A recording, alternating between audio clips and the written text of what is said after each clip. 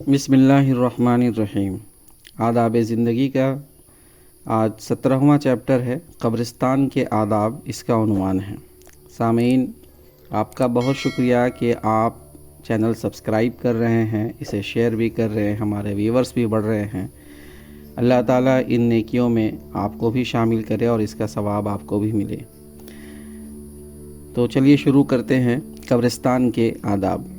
Number 1، جنازے کے ساتھ قبرستان بھی جائیے اور میت کے دفنانے میں شریک رہیے، اور کبھی ویسے بھی قبرستان جایا کیجیے، اس سے آخرت کی یاد تازہ ہوتی ہے اور موت کے بعد کی زندگی کے لیے تیاری کا جذبہ پیدا ہوتا ہے۔ نبی صلی اللہ علیہ وسلم ایک جنازے کے ساتھ قبرستان تشریف لے گئے اور وہاں ایک قبر کے کنارے بیٹھ کر آپ اس قدر روئے کہ زمین تر ہو گئی۔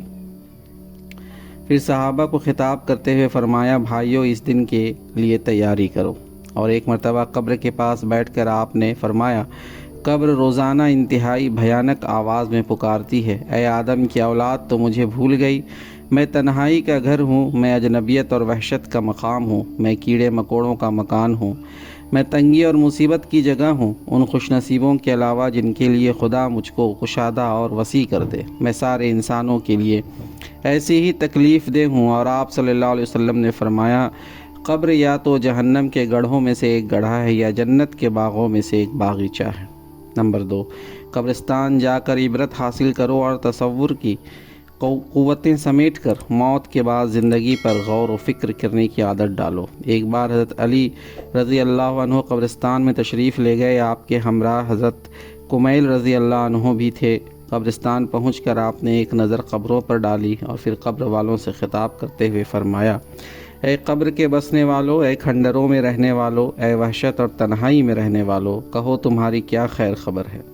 ہمارا حال تو یہ ہے کہ مال تقسیم کر لے گئے، اولادیں یتیم ہو گئیں، بیویوں نے دوسرے خاوند کر لیے، یہ تو ہمارا حال ہے، اب تم بھی تو اپنی کچھ خیر خبر سناؤ۔ پھر آپ کچھ دیر خاموش رہے، اس کے بعد حضرت کمیل رضی اللہ عنہ کی طرف دیکھا اور فرمایا، کمیل، اگر ان قبر کے باشندوں کو بولنے کی اجازت ہوتی تو یہ کہتے کہ بہترین توشہ پرہیزگاری ہے۔ یہ فرمایا اور رونے لگے، دیر تک روتے رہے، پھر بولے، کمیل، قبر عمل کا صندوق ہے اور موت کے وقت ہی یہ بات معلوم ہو جاتی ہے۔ قبرستان میں داخل ہوتے وقت یہ دعا پڑھیے، السلام علیکم اہل الدیار من المؤمنین والمسلمین وإنا انشاء اللہ بکم لاحقون، اسأل اللہ لنا ولکم العافیہ۔ سلامتی ہو تم پر اے بستی کے رہنے والے اطاعت گزار مومنوں، انشاءاللہ ہم بھی بہت جلد تم سے آ ملنے والے ہیں۔ ہم اپنے اور تمہارے لیے خدا سے دعا کرتے ہیں کہ وہ اپنے عذاب اور غضب سے بچائے۔ نمبر 4، قبرستان میں غافل اور لاپرواہ لوگوں کی طرح ہنسی مذاق اور دنیاوی باتیں نہ کیجیے۔ قبر آخرت کا دروازہ ہے، اس دروازے کو دیکھ کر وہاں کی فکر اپنے اوپر طاری کر کے رونے کی کوشش کیجیے۔ نبی صلی اللہ علیہ وسلم نے فرمایا، میں نے تمہیں قبرستان جانے سے روک دیا تھا کہ عقیدہ توحید تمہارے دلوں میں پوری طرح گھر کر جائے، سو اب اگر تم چاہو تو جاؤ، کیونکہ قبریں آخرت کی یاد تازہ کرتی ہیں۔ نمبر 5، قبروں کو پختہ بنانے اور سجانے سے پرہیز کیجیے۔ نبی صلی اللہ علیہ وسلم پر جب نزا کی کیفیت طاری تھی، درد کی تکلیف سے آپ انتہائی مضطرب تھے، کبھی آپ چادر منہ پر ڈالتے اور کبھی الٹ دیتے۔ اسی غیر معمولی اضطراب میں حضرت عائشہ رضی اللہ عنہا نے سنا، زبان مبارک پر یہ الفاظ تھے، یہود و نصارہ پر خدا کی لعنت، انہوں نے اپنے پیغمبروں کی قبروں کو عبادت گاہ بنا لیا۔